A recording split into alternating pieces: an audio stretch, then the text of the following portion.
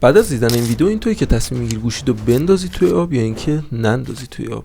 سلام رفقا، امیدوارم حالتون عالی باشه. من علی زنگنه و اینجا جواب باز. خیلی خوشحالم از اینکه دوباره اینجا. امروز اومدیم با نقد و بررسی که نه، امروز اومدیم با بررسی گواهی IP برای گوشی ها و لوازم الکترونیک. IP چی هست، از کجا اومده و چه کاربردی داره. قبل از شروع ویدیو حتما برای حمایت از ما لطفاً البته این قلب رو قرمزش کن، برامون نظرت رو بنویس، برای دوستات بفرست که اونها مطلع بشن و این ویدیو رو ذخیره داشته باش که اطلاعاتش رو برای آینده هم بتونی استفاده بکنیم. بریم شروع بکنیم. کمیسیون جهانی الکترotechniک اومده گواهی IP یا Ingress Protection مقاومت در برابر نفوذ رو در واقع برام مشخص کرده که بدونیم ما این دستگاهی که دست ما هستش تا چقدر مقاومت داره در برابر نفوذ گرد و غبار و مقاومت داره در برابر نفوذ مایعات.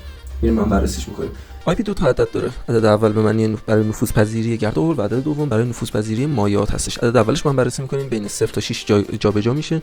یعنی 0 به معنی اینکه هیچ مقاومتی نداره در برابر نفوذ گرد و غبار و عدد 6 به معنی بیشترین حالت مقاومت در برابر نفوذ گرد و غبار. حالا عدد دومش چیه؟ عدد دومش برای نفوذ مایعات داخل اون هستش، مخصوصا آب، که بین 0 تا عدد 8 جابجا میشه. 9 تا فاکتور جابجایی داره. 0 به معنی عدم مقاومت در برابر نفوذ آب و عدد 8 به معنی بیشترین حالت مقاومت در برابر نفوذ آب هستش. همینو گفتم به این برسیم که وقتی مثلا عدد 8 رو میگن اینجا در واقع یا مثلا IP 68 میشه گوشی، طرف میگه خب دیگه خیالم راحته و من راحت گوشیو میندازم تو آب و خیالم هم راحت که هیچ آبی بهش نفوذ نمیکنه. و نه، دقت کنید، این دستگاه‌هایی که ما داریم واتر رزिस्टنس هستن، نه واتر پروف.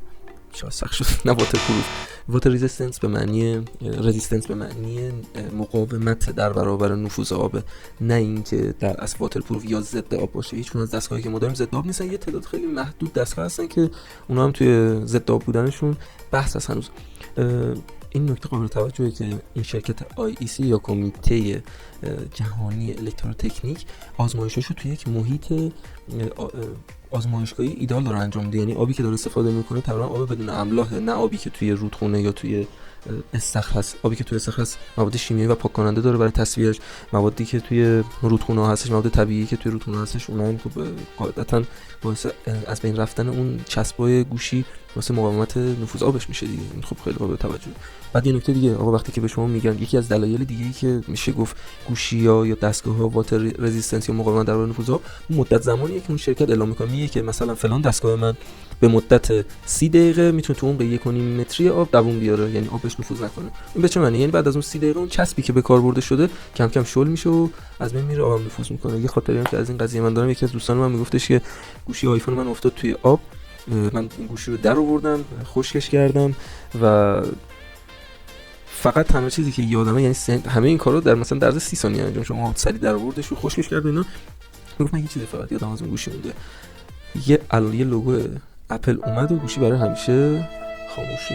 قصه خیلی باحالیه اینجا. خلاصه حواستون باشه که همچین اتفاقاتی واسه کسی نیفته، بهش هم هشدار بدید، مراقب گوشی باشه. الان قیمتا خب بهار یه جوریه که خیلی باید مراقب این چیزا باشیم. خیلی ممنونم از اینکه تا آخر ویدیو با ما بودید. امیدوارم که این ویدیو براتون مفید باشه. بازم میگم لایک یادتون نره لطفاً.